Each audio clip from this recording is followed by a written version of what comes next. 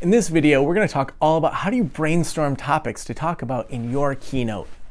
One of the first techniques that I love in coming up with a keynote speech is thinking about the 3 myths that have to do with your specific topic. For me, I speak about how to foster aha moments. So my 3 myths are, first, people think that you have to hustle and run and get so much done, but actually the truth is you need to slow down so that you can spark innovation.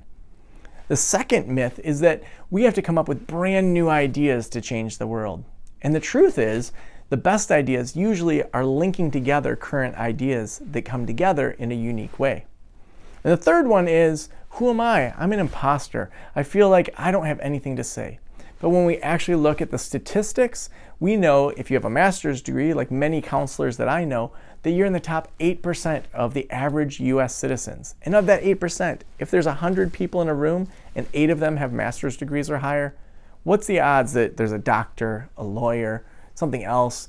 You, from a mental health perspective, probably are the smartest person in any average room. So those are the 3 myths that I talk about. And then I talk about the truths. With each one of them, I have unique stories and case examples. So for example, myth number 2, when I talk about that the best ideas aren't usually brand new ideas, but linking things together, I talk about the origin story of Uber and how 2 guys were hanging out in bad weather in Paris, and they brought together things that already existed. Taxis, on-demand video, on-demand credit card, mobile devices, and put them all together. And at the same time, Lyft was doing a very similar thing. But then I take it a step farther, because lots of people have heard that story. There's this new thing called Limes and Birds, which are these scooters that people can rent in big cities. And it's basically Uber and on-demand, but for these electronic scooters. And then I go in and I talk about, well, it seems like this shift of having these scooters all over the place is really frustrating for people. What about societal change? How does that happen?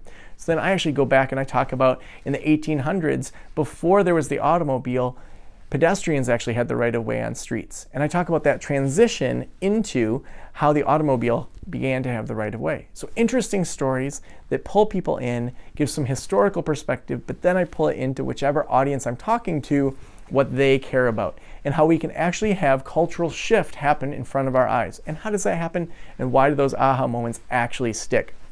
So when you have stories like that you pay attention to, it helps you to have a more dynamic speech, because it's not just your own experience anymore. You're drawing from society's case examples, you're listening to the news and the research, and you're bringing it all together into one comprehensive talk. We want to constantly be gathering stories and research. If you're listening to NPR, if you're reading the news, if you're listening to a podcast and there's a quote, you need to capture that. You don't know when you're going to use it, but you want to capture it. So something that I'll often do is if I'm listening to a podcast, I might pause it and I might look, it's at the 47-minute mark. Someone said a great quote. I might say, Tony Robbins podcast, this episode number 147, it's something about productivity. I'll just drop that into a Google Drive on my phone, so then when I'm working on productivity, I can look at that and say, oh, I'm going to use that quote. The more that you're gathering and curating information, that's really what people are paying you for when you're doing a public speech.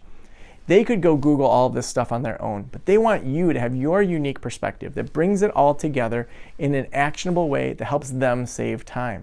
And when you do that, they're going to want to follow you as the expert even more. The last thing that we want to do when brainstorming ideas for your public speech is to make sure that within it you pepper anchors of call to action. So if you have a membership community, if you offer counseling, if you offer something, use examples from your consulting clients, use examples from your people in your membership community, use examples from your clinical work. When you do that, what it allows you to do is to, at the end, say, like I referenced, we have this membership community. So that if you do have a clear call to action for people to sign up to work with you, they are already primed to hear it.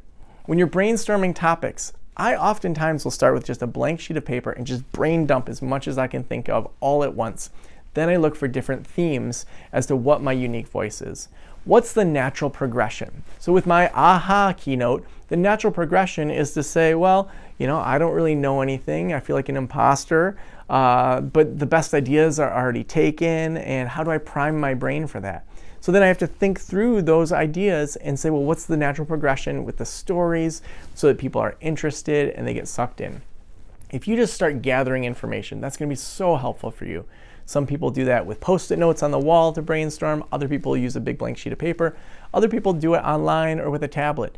Whatever works for you, you want to do a brain dump first. Then from there, you want to organize it. And then from there, you want to do a first round of stories, research, and then your main points. One thing that I'll sometimes do is I'll take a sheet of paper. At the top, I'll put my main points. And then on the side, I'll put story, research, point. And so I might have a case example, main takeaway, so that it has a natural flow to the talk. It then allows me to stay highly organized and to have my notes in front of me without having to read them.